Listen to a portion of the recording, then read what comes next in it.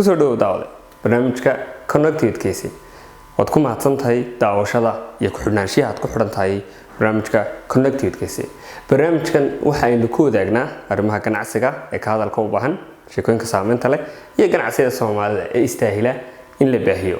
dabayaaqadii sanadkii hore tagay 2019 bishiisii 12aad waxaa dunida laga ogaaday inuu jiro sadho virus loo yaqaano coronavirus oo ka bilaabmay dalweynaha Shiinaha, halkaas oo uu farabaas ku hayay una ka bilaabmay magaalada la yiraahdo Wuhan. 2 bilood gudahood ayuu ku soo gaadhay dhammaan dunida oo dhan. dhinac walba dunida uu ka saameeyay. barnaamijka maanta waxaynu kaga hadli doonaa sida uu COVID-19 ama sadhada coronavirus uu u saameeyay ganacsiga guud ahaan iyo gaar ahaan qaar ka mid ah ganacsiyada dalkeena oo uu aad u saameeyay. haddaba daawade, ganacsigaagu ma ka mid baa haddii aad ka mid tahay ganacsatada dalka, ganacsigaagu ma ka mid baa ganacsiyada uu saameeyay COVID-19? halkan kala socdo.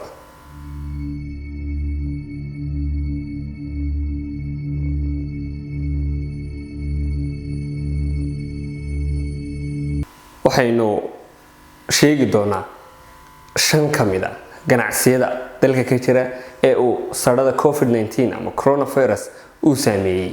ganacsiyadaasi waxa ugu horeeya shirkadaha duulimaadka.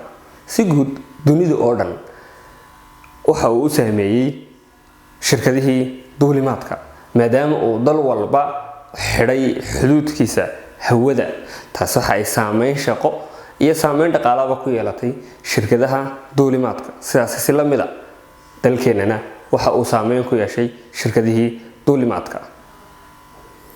nooca labaad ee ganacsi ee uu saameyn ku yeeshay waa ganacsiyada ka ganacsada ama iibiya tigidhada diyaaradaha lagu raaco.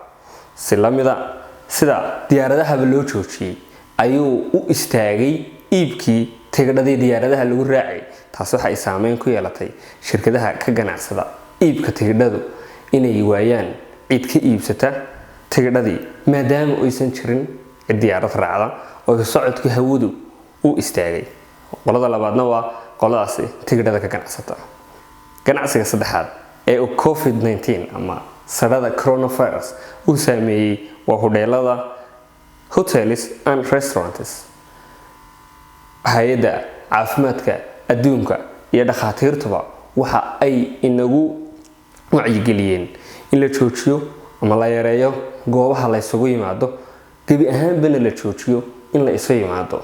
taasi waxa ay saameyn ku yeelatay hoteliskii lahaa goobaha ay ka dhacaan ama lagu qabsado xafladaha iyo shirarku inay istaagaan.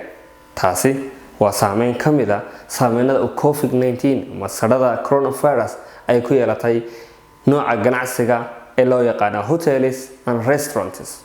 ganacsiga afraad ee uu saameeyay waa ganacsiga loo yaqaan makeup artists, qolooyinka ka shaqeeya qurxinta dumarka. maadaama oo la joojiyay isu imaatankii xafladaha, dabaaldegyada iyo damaashaadyada, taas waxa ay keentay in ganacsiga ka shaqeeya qurxinta dumarku uu gebi ahaanba shaqadiisii istaajiyo. taasi oo abuurtay shaqo la'aan fara badan. qolada ugu dambeysa in rabo inaan xagan ka xusno oo uu saameeyay sadhada coronavirus ama COVID-19 waa qolooyinka ku shaqeeya video productionka ama soo saarka muuqaalada ama sameynta muuqaalada. si la mid ah sida loo joojiyay isu imaatinka munaasabadaha, kulamada, shirarka, xafladaha. taasi waxa ka dhalatay muuqaal sameeyayaashii la shaqeynayay ka shaqeynayay ama duubayay xafladaha la isugu yimaado ama shirarka la isugu yimaado ama munaasabadaha la isugu yimaado inay gebi ahaanba shaqo la'aani ay soo food saartay maadaama oo la joojiyay isu imaatinkii lana xadiday goobihii la isugu imaanayay. intan oo kaliya kuma koobna saameynta ama shirkadaha ganacsiga uu COVID-19 gebi ahaanba joojiyay iibkoodii iyo shaqadoodii. qaar kaloo badan baa jira. intan waxaan u soo qaatay waa qayb ka mid ah, waa inta ugu saameynta badan ee uu COVID-19 saameeyey.